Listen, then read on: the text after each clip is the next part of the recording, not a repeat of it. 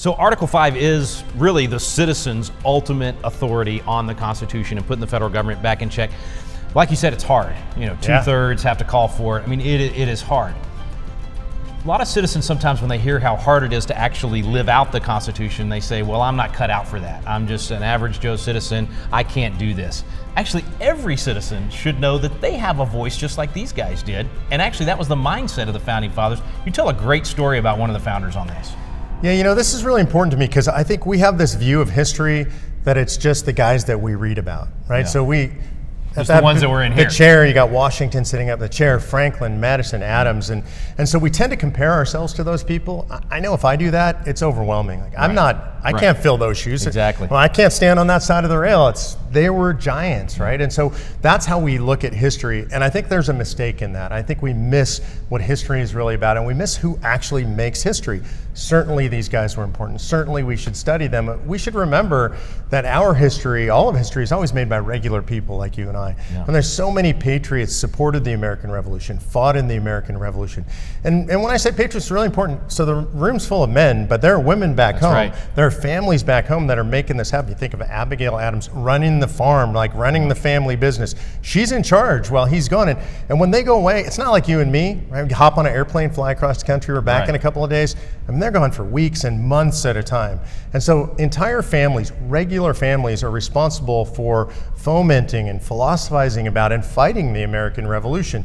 So my favorite story is... And by the way, yeah. in Abigail Adams' case, also raising up the next generation, it's going to be the next group of founding fathers in John Quincy Adams. I mean, somebody that as a kid was watching all this happen and then would become the guy to lead the fight to end slavery as well. So we talk about the founding fathers, I call them the founding families, because it's really all these people were in the fight.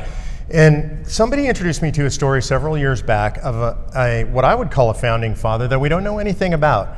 And his name was Captain Levi Preston. He was a captain in the Continental Army. He was there on the battlefield when that shot was fired that was heard around the world. So this is at the very beginning. Very beginning, right? He's 23 years old when he fights the fight. We know this story because a young historian named Mellon Chamberlain is going around in 1843, long time after the Revolution, and he's trying to find the last remaining Minutemen, the guys who answered the call. You think about it, 1843, those guys are old. They've got, so you're talking a little math here. I mean, he's got to be at least 80, 85. Generally late 80s, early 90s, right? So for us, we know a lot of people like that. That was Methuselah old in those days, right? I mean, everybody would know if there was somebody in their community that was that old. Yeah. They'd be heroes. They'd go back to the Revolution. So it'd be like these World War II veterans that I interview on my radio program that are in their mid to late 90s. Very few of them left, right? Back then, that would have been extremely unusual. Right. So if you don't get those guys on tape, and they didn't have tape back then, if you didn't write down the oral histories, we would lose those. So Mellon Chamberlain is traveling around the country. He's collecting the stories of these great patriots, and he comes across Levi Preston in North Carolina. This is the guy that was at Lexington Concord. He's there. He's there when that first shot is fired, right?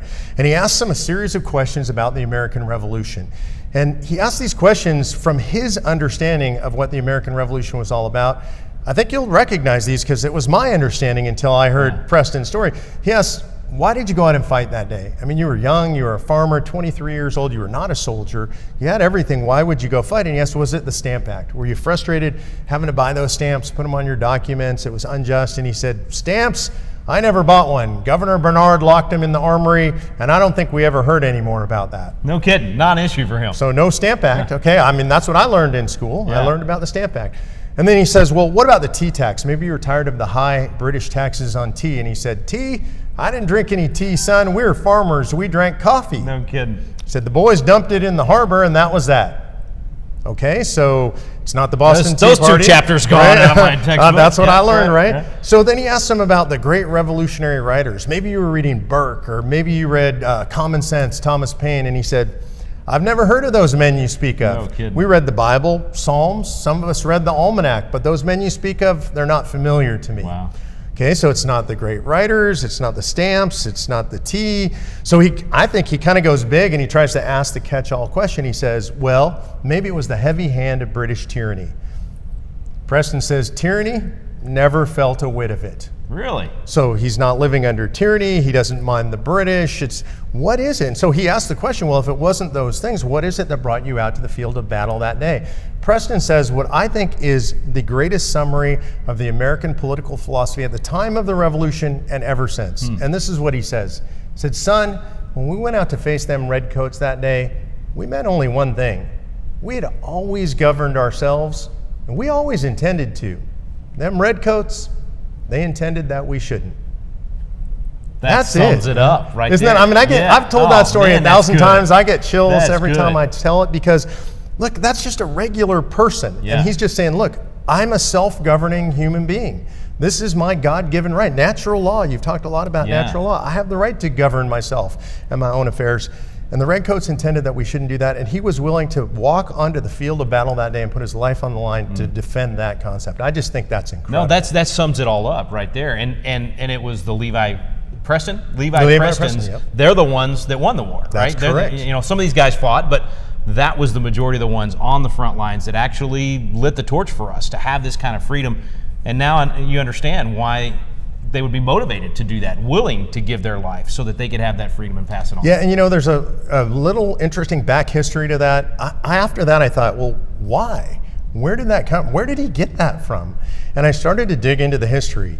And you got the Mayflower Compact all the way to the American Revolution.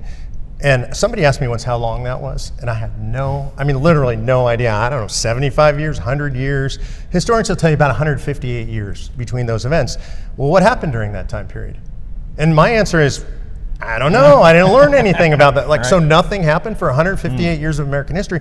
No, we learned to govern ourselves during that period. Yeah. So by the time Preston comes to that field of battle, the idea that somebody else could tell him what to do, his dad, his granddad's dad, and so on and so on. 5 generations had governed themselves. It was in his blood. And importantly, I would say it's in your blood. That's right. As an American citizen. You are a self-governing person. You're Levi Preston. So when you think about what can I do and how can I be in the fight and what's my role, you don't have to think of yourself as Washington or Madison or Adam Patrick Henry, the great orator, but you are Levi Preston.